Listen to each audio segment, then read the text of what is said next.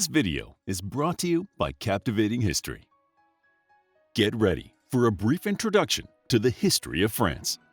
This beautiful country is characterized by rich countryside and flowing rivers, making it one of the richest countries in the world in terms of natural resources. Yet French history is filled with brave warriors who defended their beloved country from Vikings, egotistical kings, and Nazis. Their past is as varied and exciting as their culture. So let's look at the major events and people who made France the country it is today. People have lived in France for millions of years. In fact, this warm and fertile land helped the first people survive the Ice Age. Over time, many different cultures and tribes lived across Europe, including France, and these groups are characterized by their art, tools, and pottery. The people living in Europe learned how to use bronze around 1700 BCE, and it revolutionized how they interacted with each other and built societies. By this time, the Gauls and Celts were becoming recognizable groups. They were closely related, but the Celts lived in tribes across Europe, and the Gauls were more centralized in France. In fact, during the Roman Empire, France was called Gaul because it was the land where the Gauls lived. The Gauls appear to have had a well-established trading network. Although they were separate tribes, the Gauls used dirt and stone-covered roads and rivers to move their trading products, like salt, grain, and wooden goods, across the continent. They even had coins, and historians have found them all over Europe, proving their society was much more advanced than the ancient Romans gave them credit for. The Romans wanted to conquer Gaul because the land was rich with resources and people the Romans could use to further their plans. Subduing the Gallic culture could also help to prevent any uprisings from the tribes that could undermine Roman authority in general. At first, some of the Gallic tribes cooperated with Roman rule, but eventually they grew tired of it. And Vercingetorix stepped into history. He was a Gallic prince, and in 52 BCE, he tried to unite the Gauls against the Romans in an attempt to drive the Romans out. Vercingetorix fought with Julius Caesar for several months before Caesar defeated the Gauls at Alesia. He went on to conquer most of Gaul for the Roman Empire, and it remained part of the empire until the fall of Rome. The Roman Empire fell to Germanic tribes, one of those tribes being the Franks. The Franks filled some of the power vacuum after Rome fell, and by the 740s CE, they were the most powerful dynasty in Western Europe. Having a strong family line isn't enough though, and it was under the rule of Charlemagne that the Franks became the military and political rival of everyone in Europe. Charlemagne had a deep craving for knowledge, so he always sought more education and travel opportunities. He also had a knack for organizing and running large governments, and historians believe that his network ran throughout the land of the Franks and even into the lands of their enemies. He was also well-versed in the art of war, and Charlemagne waged battle against many tribes and territories as he expanded his kingdom. Eventually, he conquered most of Germany, northern Italy, and France. By 800 CE, Charlemagne was so powerful that Pope Leo III crowned him as Holy Roman Emperor. Because this Frank warrior king was the most powerful man on the continent, with armies across Western and Central Europe, historians today consider him to be the forefather to the idea of a united Europe, and he got his start in the heart of France.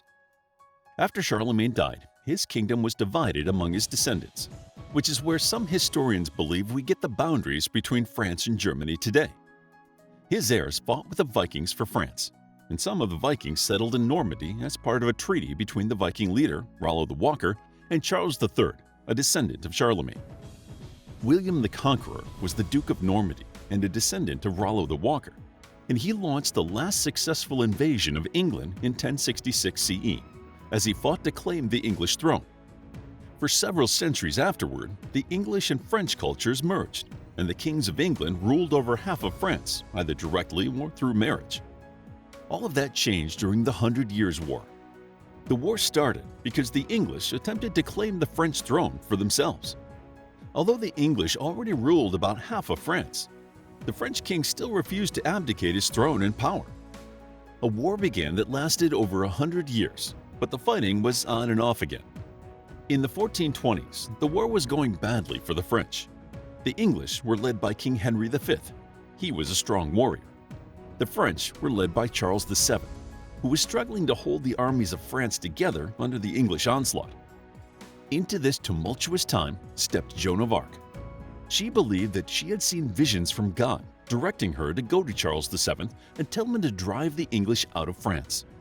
She convinced Charles VII that her visions were truly from God, and she began to appear in battles. Although Joan didn't engage in any fighting, she encouraged the soldiers and turned the war for political power into a religious crusade. In 1430, Joan was captured and sold to the English as a prisoner.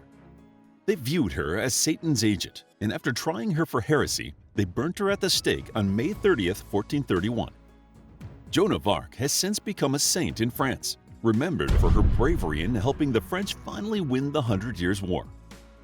In the years to follow, France dealt with conflicts over religion, and they established an absolute monarchy. These battles, massacres, and assassinations bloodied the pages of French history. One of the most influential kings to come out of these violent times was King Louis XIV, who reigned from 1643 to 1715.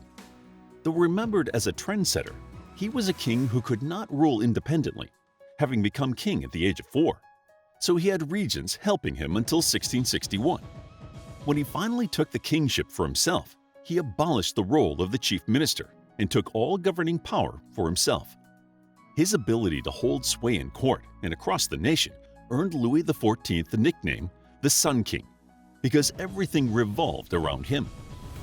France was wealthy and internationally influential during his rule, and he was determined to increase his country's influence and riches. Louis XIV spent money on wars and his court and palace. Both were expensive and would eventually come back to haunt France. At the time, though, Louis XIV wanted to show off French prosperity. One of his most remarkable projects was building the Palace of Versailles, boasting 700 rooms in the main building. The king kept a grand court there, partly for pleasure and partly to bankrupt the other nobles. They were required to wear fashionable clothes, feed themselves, and participate in court gambling as entertainment. A few days at Versailles could financially ruin a noble family, putting the French into the king's debt. The lavish spending on lifestyles and wars ultimately bankrupted France and led to the French Revolution in 1789. Like his fathers before him, Louis XVI engaged in excessive spending, and he had little interest in running the country. As the middle class developed, the king's belief that he was appointed by God and could do what he liked began to clash with the growing demands for rights among the common people. Louis XVI tried to fix the economic problems of France by increasing taxes, but the commoners had no money left for taxes. They were poor, hungry, and angry. The king tried to fix things by calling in the Estates General to hear complaints and receive permission to raise taxes again. But the Third Estate, which represented everyone who wasn't a noble or a priest, walked out and swore to write a new constitution for France. This oath was called the Tennis Court Oath, and at first Louis XVI supported them. But advisors whispered in his ear against the Third Estate, and in July of 1789, the king turned against the Third Estate, and the French Revolution began to spiral out of control. A mob stormed the Bastille in July of 1789, showing that the people were intent on war, and in 1792, the king and royal family were arrested for crimes against the state. Louis XVI was beheaded by the guillotine by the revolutionaries in 1793, and France descended into the Reign of Terror. Thousands of people died as different revolutionaries seized and then fell out of power. The Reign of Terror ended in 1794, and the French established a new government with a new constitution to try to prevent such bloodshed from happening again in the modern era. However, it wasn't long before the French had moved from a monarchical government to having an emperor. Napoleon Bonaparte was already part of the new government, but his dynamic personality and ambition gave him the power to declare himself emperor in 1804, although he had been running the French government for several years before that. He is widely regarded today as the greatest general of his time, and he aspired to expand France. The French army was carefully trained and drilled, making it the best army in Europe at the time, making Napoleon nearly unstoppable. He fought battles in Italy, Germany, Austria, Spain, Russia, and Egypt. The other European countries were alarmed at Napoleon's almost unrelenting advancements, and they banded together to defeat him. They were successful the first time in 1813 after his defeat in Russia, and the leaders of Europe banished Napoleon to the island of Elba. But Napoleon had other plans. He escaped and launched a campaign that historians now call the 100 Days. He rounded up support in France and met the other armies of Europe at the Battle of Waterloo. Although Napoleon was defeated there, he is remembered as one of France's greatest generals. After Napoleon was permanently exiled, the French socially moved into the modern era. They industrialized and began referring to themselves as citizens, not subjects. France had several other political revolutions and revolts, and in 1848, the Second French Republic took Charles-Louis Napoleon Bonaparte as their president. He was the nephew of Napoleon Bonaparte, and in 1852, he was elected Emperor of the French and ruled France for 18 years. Most of his reign was peaceful, but he was forced to abdicate in 1870 during the Franco-Prussian War. This ushered in the Third French Republic. France also spent the 1800s making alliances with other European countries. All European countries did so for fear that one of the others would start a war. By 1914, Europe was a tangle of alliances, so when a Serbian shot the Austrian heir, Archduke Franz Ferdinand, France was pulled into World War I as part of the Allied powers. France thought it would win the war easily, but its casualties were staggering. Much of the war was fought in France, thus destroying the country. By the time the war ended in 1918 with the Treaty of Versailles, morale was low and the French were exhausted. They had only a few years to rest, though, before they were pulled into World War II. Germany invaded France in 1940 and steamrolled its way into Paris. France surrendered, but many of the French continued to fight, both with English and American troops, and secretly from the interior of their country as the French resistance. The resistance was key to disrupting German holdings in France, showing that the French still had their historic military spirit. Germany was eventually defeated, and France established the Fourth French Republic. Although France is still recovering from the world wars, they are a highly developed nation and respected worldwide. Their history has shaped them into a people concerned about their country, brave in battle, and proud of their culture. To learn more about France, check out our book, History of France, a captivating guide to French history. It's available as an ebook, paperback, and audiobook. Also, grab your free mythology bundle ebook while it's still available. All links are in the description. If you enjoyed the video, please hit the like button and subscribe for more videos like this.